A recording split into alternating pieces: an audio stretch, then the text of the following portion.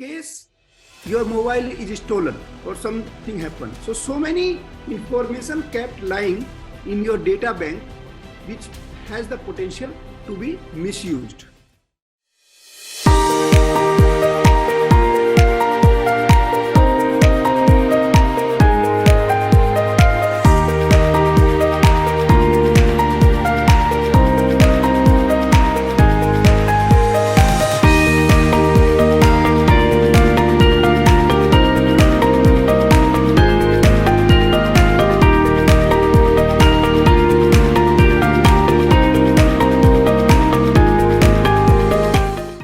What kind of precaution we can take? Although precautionary list may be very, long, but I don't want to burden you much. I want to give you very selective, which you can remember easily.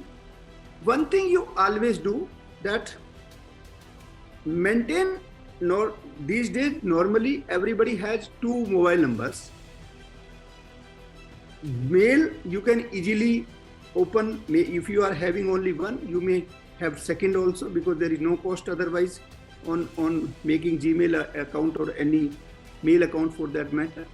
So for your personal matters, like say for example you are using bank account, or you are getting your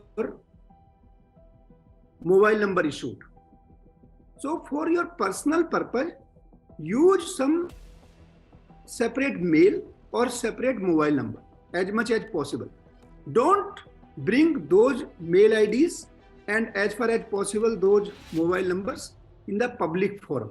Don't share it on Facebook. Don't share on your any public platform. If you are a very active social media player, use some different mail ID for that purpose. At least mail should be different. Don't give your mobile number on that until unless it is very much important. And if it is important, if possible, use the number which is not being used for your banking purpose at least. Make sure about that. Okay. Then change password as frequently as possible. Second point, whenever you have some doubt that my device may be hacked or maybe some fishy things, immediately switch off it. And at least your mobile and your laptop should be switched off at least once in 24 hours. Ideally, mobile laptop should be switch off when you are not using, ideally speaking. Because if you switch off, then many connections which are falsified, which are fraudulent, have all reasons to be disconnected. But if you keep them continued, then you are being connected even if you have shut down. Shut down means you are not using your laptop, but it is on. So they will transfer the data, they will do many things which may be detrimental to your interest. So switch off your mobile or your laptop minimum once in 24 hours, minimum. If it is more, it is good. If you have some suspicion, then immediately switch off and then switch on. So that is my advice. Then as I said, that whenever you get any kind of password, say you made any transaction, you send some request, they send you password. When you complete transaction, better you delete that password. Don't leave any trace of that password for anybody. Although it is true that after some time it may not be used by anybody, but there are so many information attached with that, of the account number and many things back at the back of it. So better to, because in case your mobile is stolen or something happened, so many information kept lying in your data bank, which has the potential to be misused. Another point I want to make, I have seen my friends, even sometimes I also do this mistake, I am accepting it openly, that you have access of your mail ID on your laptop, on your mobile phone, and we do not switch off it. We do not switch off. Never leave your Gmail or any mail ID open on your platform if you are not using it. Your Gmail or any mail should only be open when you are using. Otherwise, you must off that mail. Log off. Okay, got this point? I hope I made it clear. Yes. Because if you are opening it, there are every likelihood that if they get access, so they do not need to have the password of your Gmail, because if they get access to your laptop, if your mobile phone, then your Gmail is open. So they can immediately change the password, everything of your bank account and whatnot. Everything they will change in a minutes or so. So that becomes very easy for them. And there are instances in large number where Gmail was open, it was not log off, and the data was stolen. And a lot of loss were being made. And I tell you here that in bank, whether it is in India or across the world, if the fault lies with the customer for fraud, you will not get back the money fraudulently been means bypass from your account. So you have to prove that the fraud happened not because of my ignorance or my mistake. So that part you have to be very cautious, that if you say that my Gmail was open, okay, and my data was stolen, the bank has every right to say that it was because of your foolishness. So you have to fight a lot to get your money back. Suppose many times I have seen the victims saying that a person called me and they say that, look, your bank account will be closed, you share this thing, you please do this, I am calling from bank and some complaint has come, this and that.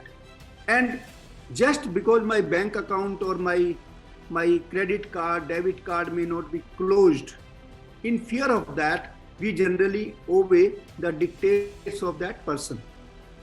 When you get such type of call, always keep one thing, that say that, please, I am busy with some meeting or some work, please give me your number, I will call you back.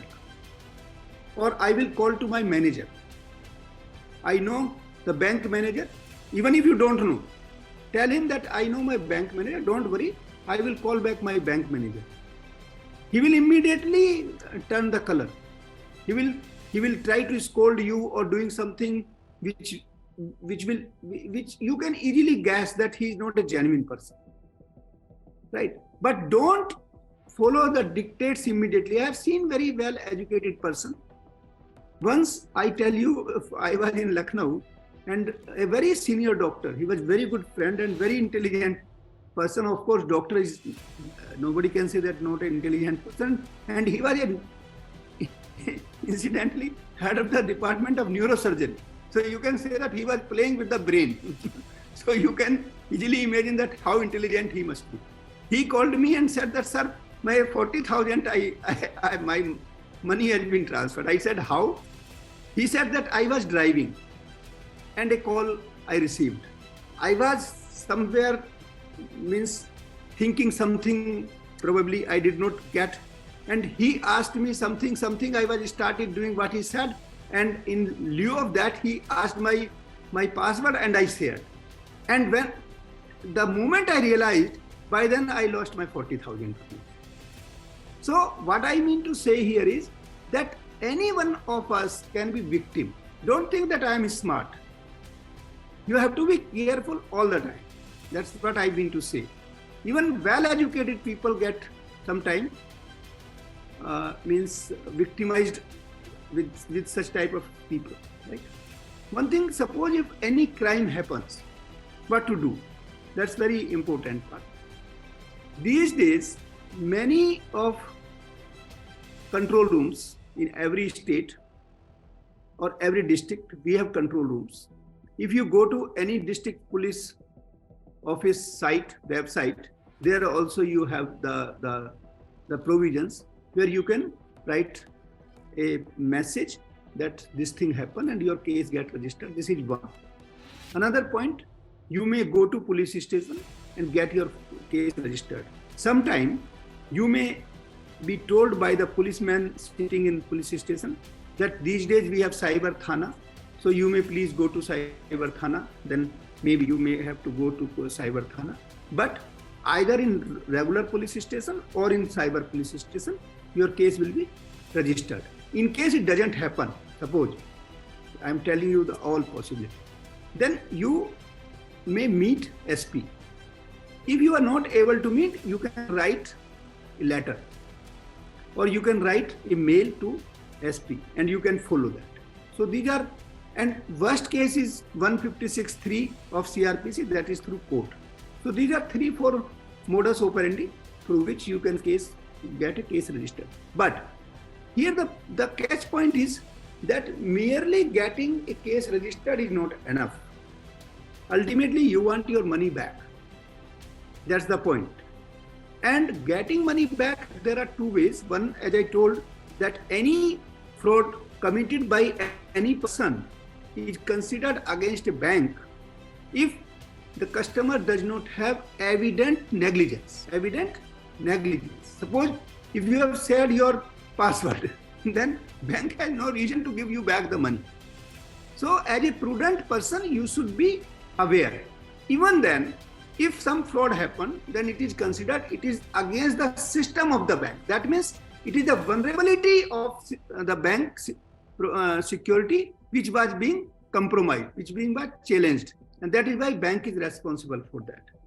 Okay. So if bank is paying you back, at least customer get money back. But the problem still remains. The criminal is there.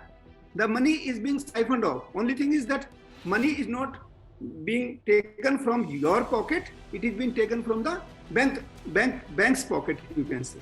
Now, question arises that there are a lot of problem and issues these days that suppose your money is, you are sitting in UP or may say Delhi, but money may have reached to Nigeria or maybe some other place.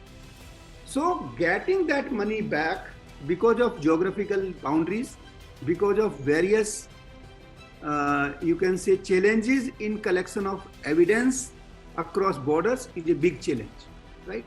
And normally in district police is not that equipped everywhere. I'm not saying that everywhere the problem is, but at many places the local policeman may not be that equipped, may not be that much trained that they can trace and they can find out the culprit. But again, getting money in such cases is a big deal, big difficulty, big challenge. So we have to be very, very cautious and careful. And these days, a lot of other things, like another point which I want to make is Bitcoin and all. Bitcoin is in huge, no doubt, but it is not a nationalized currency. So you have to be very cautious. I am not saying that you use it or don't use it. It is your choice. But there is every likelihood that you may get into trouble maybe today or maybe after 10 years or maybe 2 years, because it is not a promise by any governmental authority. I have been to US for Fulbright in Cornell. I have attended few sessions, particularly in economics department there, financial experts globally, and recently one fellow, Washington University also, who is a very renowned fellow, I attended and I asked this question as a security person, because I am a police person. So I always think that security of your money is the primary objective, whosoever is playing with it. So I asked that question and he could not give the proper answer that how to secure the money of a common customer.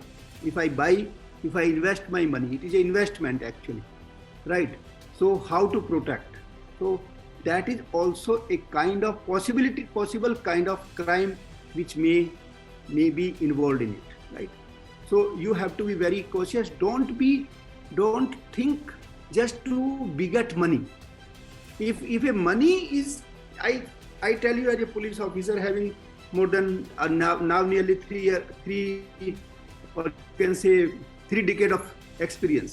If your money is multiplying exponentially, unusually, then you must think that how somebody is back me money so much.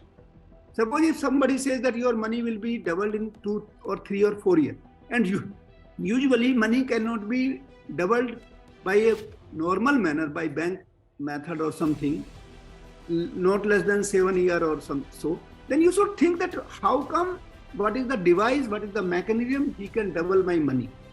And this is the background of Ponzi schemes. They will give you a kind of allurement to few people for few months, maybe few days, maybe few years. They give you money so that large number of people get into trap, and one fine day when they have the huge amount, then they will evaporate.